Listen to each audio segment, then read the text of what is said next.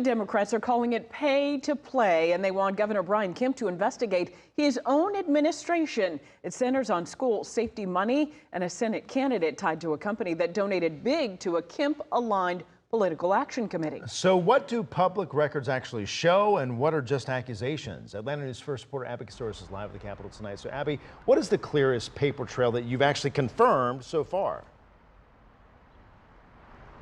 Blair, the clearest trail that we can find is through federal findings, and they do find some things that are worthy of note here, and we'll explain those later in the story. Today, we heard from Democrats who are demanding an investigation, they say, from the governor into his own administration. We also heard from the governor's office for the first time, trying to set the record straight. It starts almost casual. Democratic lawmakers gathered outside the Capitol, talking, smiling.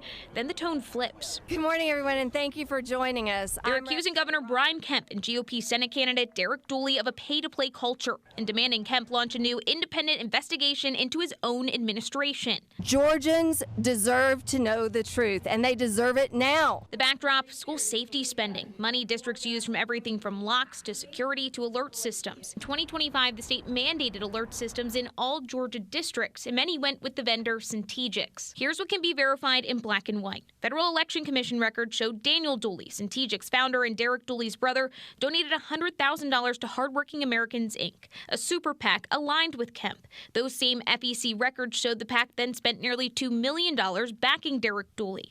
Democrats say it raises serious ethical questions, especially as Georgia pumps money into school safety.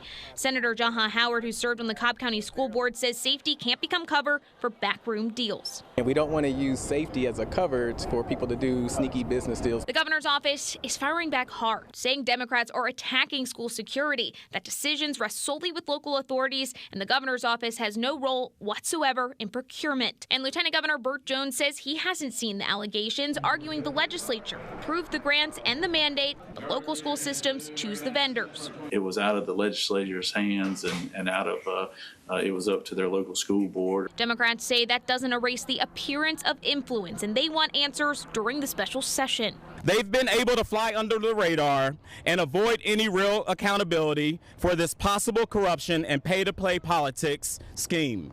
That ends now.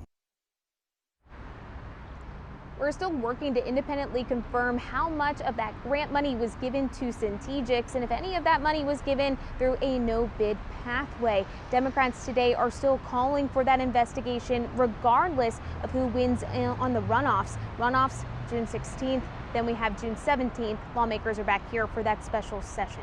Live in Atlanta, Abby Castoris, Atlanta News First.